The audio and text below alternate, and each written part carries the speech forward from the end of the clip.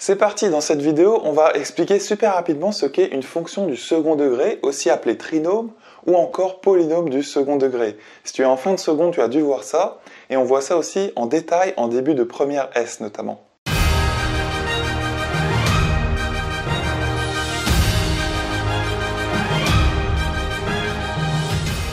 Donc c'est parti, on va expliquer ce concept super vite. Donc avant tout, ce qu'il faut comprendre, c'est que c'est une fonction.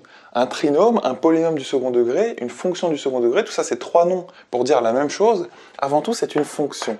Est-ce que tu te souviens de ce que c'est qu'une fonction, en général? Une fonction, tu sais, c'est une espèce de moulinette qui transforme un nombre x en un nouveau nombre f de x. Si tu notes la fonction f. Donc tu connaissais déjà les fonctions linéaires ou les fonctions affines que tu as dû voir en collège ou en seconde. Et tu sais, ça te transforme, par exemple, tu prends 2x plus 1, alors je ne sais pas si je vais le noter, on va dire, petit exemple de fonction affine.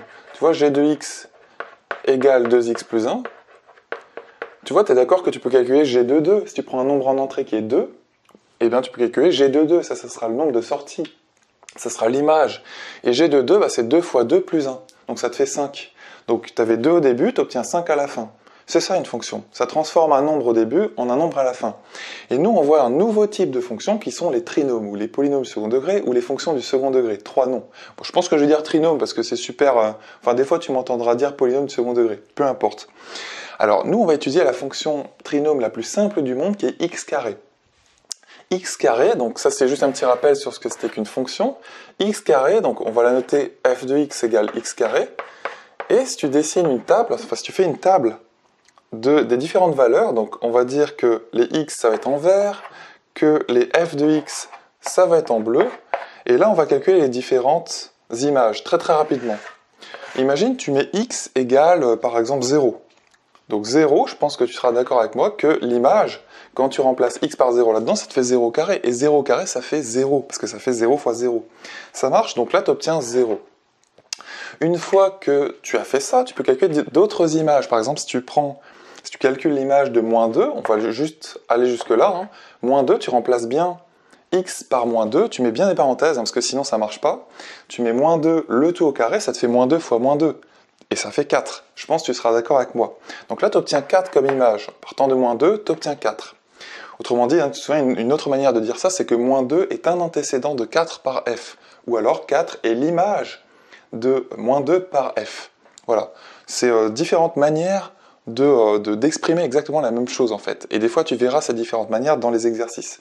Bon, j'accélère un petit peu. Là, si tu prends moins 1, 1 et 2, tu vas obtenir... Là, si tu mets moins 1 le tout au carré, tu obtiens moins 1 fois moins 1, ça te fait 1. Si tu mets 1 au carré, ça te fait 1. Et si tu mets 2 au carré, tu vois, tu obtiens 4. Bref. Si tu représentes ça sur un graphique, sur un repère orthonormé, plus précisément, si je fais les deux axes super vite, alors là, je vais les faire juste là. Hop, hop. Tu vas avoir l'axe des x. Je représente même pas l'axe des y en dessous, parce qu'on ne va pas en avoir besoin. Là, tu vas avoir l'origine. Donc là, si tu mets on va dire le 1 et le 2. D'accord? Et ici, moins 1 et moins 2. Donc le 0, il est là. Hein. Moins 1 et moins 2. Et donc si tu places ces 5 points, parce que ça va te donner 5 points, tu vois, en moins 2, tu obtiens 4. Donc là, je vais mettre une unité qui est assez grande. Donc 1, 2, 3, 4, enfin assez petite plutôt. Et donc tu vas obtenir ici 4, et ici, tu obtiens un premier point. Ça marche parce que pour moins 2, eh bien, tu obtiens 4. Pour moins 1, tu obtiens 1. Tu vois, donc on est là. Hop. Voilà, ici on a 1. Voilà, ensuite, pour 0, tu obtiens 0. Tu vois, les différents points bleus que je fais ici, c'est les points de la courbe, en fait, de ta fonction. Et je pense que tu commences à comprendre ce qu'on va obtenir. Hein. En 1, tu vas obtenir ici un autre point. Et en 2, tu vois, 2, on obtient 4. Donc 2, hop, tu montes et tu obtiens 4 ici. Voilà. Et donc, tu obtiens, tu vois, ces 4 points bleus. Et si je les relie, on va faire ça en mauve. Eh bien, tu obtiens... Donc, normalement, ça continuerait ici. Hein. Voilà. Donc là, tu obtiens un truc un peu comme ça. Alors, c'est ce qu'on appelle une parabole. Tu vois, c'est ce qu'on appelle une parabole. Hop. Et là, on a étudié la parabole correspondant à x carré. Bref.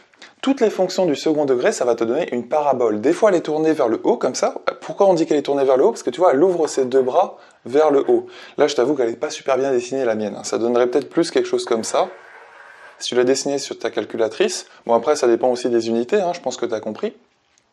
Tu vas avoir des paraboles qui vont être tournées vers le bas, tu vois, comme ça, et plus ou moins fines, en fait, tu vois, plus ou moins évasées. Ça va dépendre, en fait, des coefficients. Et pourquoi je te parle de coefficients? Parce que, d'une manière générale, un trinôme, ça se met sous cette forme. Ça se met sous cette forme-ci, f de x égale ax carré plus bx plus c. Tu vois, là, tu as vraiment une forme générale qu'on appelle la forme générale développée, avec a, b, c qui sont les coefficients de cette forme développée. Et selon les coefficients, donc là, tu vois, pour cette fonction particulière, nous, on avait choisi a égale 1, b égale 0, parce qu'il n'y avait pas de terme bx, et il n'y avait pas de c non plus. Donc c égale 0 aussi. Donc a égale 1, b égale 0, c égale 0, ça te donne ça, cette fonction-là.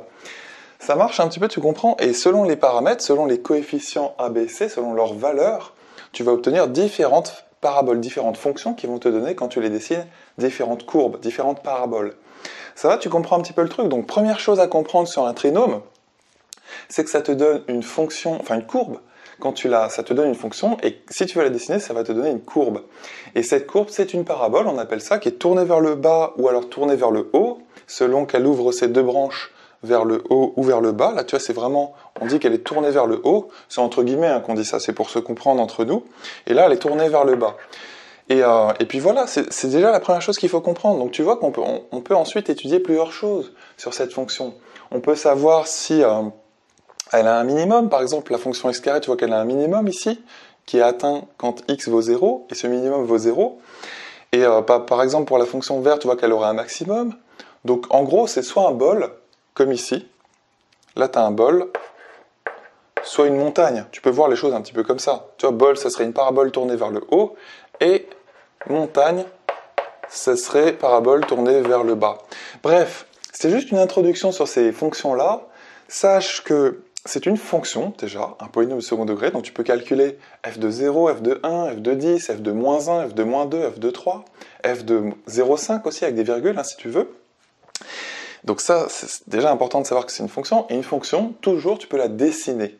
Tu peux la dessiner, soit en faisant une table comme ça, soit tu la dessines sur ta calculatrice. Et c'est d'ailleurs ce que je te recommande de savoir faire, c'est souvent super utile de dessiner une courbe de fonction sur ta calculatrice. Il suffit d'aller dans le bon menu, de rentrer la fonction.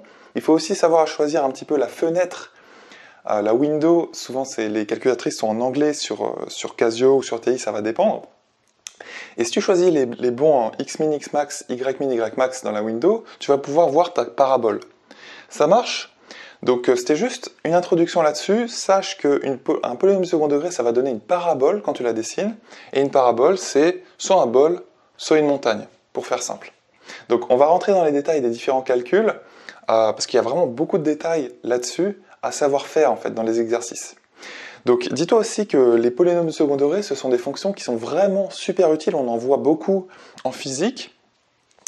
Par exemple, si tu envoies une balle comme ça, tu vois, si tu l'envoies vers là, avec cette direction-là, eh bien, je pense que tu seras d'accord avec moi que la trajectoire, ça va te donner, justement, une espèce de montagne comme ça. Ça va donner une parabole tournée vers le bas. Donc, s'il n'y a pas de frottement après, s'il y a des frottements, la trajectoire est un petit peu plus complexe. Mais s'il n'y a pas de frottement, ça te donne ça.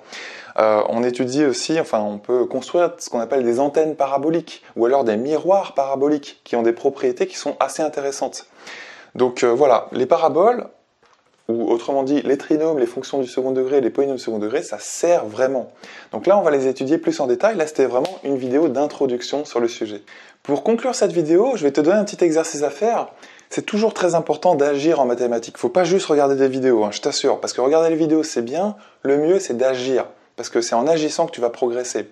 Là, je te donne un petit exercice à faire très simple. Tu prends ta calculatrice et tu dessines la première fonction, f de x, donc bon, je l'ai noté f de x, je pourrais la noter h de x, g de x, je peux même ne pas lui donner de nom, peu importe. Imagine, tu dessines x carré moins 1, et tu regardes ce qui se passe.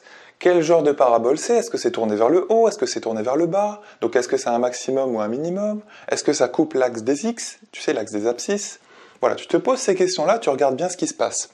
Tu peux aussi dessiner ce trinôme-là, la courbe de ce trinôme-là. Imaginons g de x est égal à moins 4x au carré plus 3x moins 5.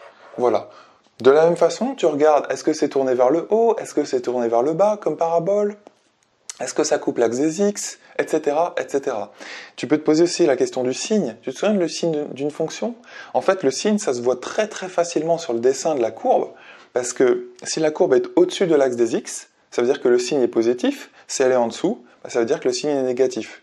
Donc des fois, une fonction, ça change de signe. Hein, tu vois. Là, par exemple, ça va changer de signe. Tu vas voir que ça va changer de signe parce que, en fait, si tu la dessines, je la dessine super vite, ça va donner un truc comme ça. Voilà, et l'axe des x, il sera par là, en fait. En moins 1 et 1 ici. Donc tu vois que là, c'est positif, là, c'est négatif, et là, ça redevient positif. Donc ça, c'est le signe. Et regarde aussi les variations. Tu te souviens de ce que c'est les variations? C'est quand c'est décroissant et croissant, ou croissant. Et il faut regarder sur quel intervalle c'est le cas. Tu vois, ici, la fonction, hein, celle-ci, elle serait... en fait, elle est décroissante sur moins l'infini jusqu'à 0, parce qu'ici, tu vas avoir 0, et c'est à ce moment-là qu'elle change de variation. Tu vois, à 0, en fait, tu as l'axe des y qui est ici. Hop. Mais je t'encourage à la dessiner pour bien la voir. Et joue un petit peu aussi avec les fenêtres. Donc, tu sais, la window, donc xmin, xmax, ymin, ymax. Bref, fais-le maintenant, sors ta calculatrice, dessine ces deux courbes et joue un petit peu avec la fenêtre xmin, xmax et demande-toi quelles sont les caractéristiques de ces deux paraboles, la orange et la verte. Tourner vers le haut, tourner vers le bas, est-ce que ça coupe l'axe des x? Oui, non. Quel signe ça a? Quelles sont les variations? Je t'encourage à le faire dès maintenant et tu vas voir que c'est déjà ça de gagner pour la suite.